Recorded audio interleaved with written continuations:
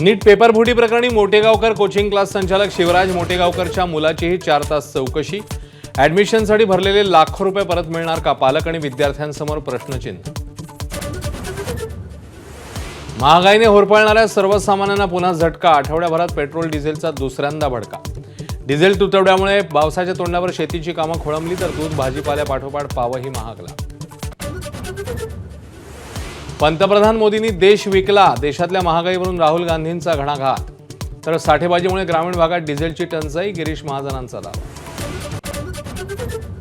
Operation टायगरच्या चर्चांना पुन्हा एकदा जोर। नागेश आष्टीकर, राजाभाऊ वाजेंनंतर भाऊसाहेब वागचौरेंकडून शिवसेना नेत्यांची भेट।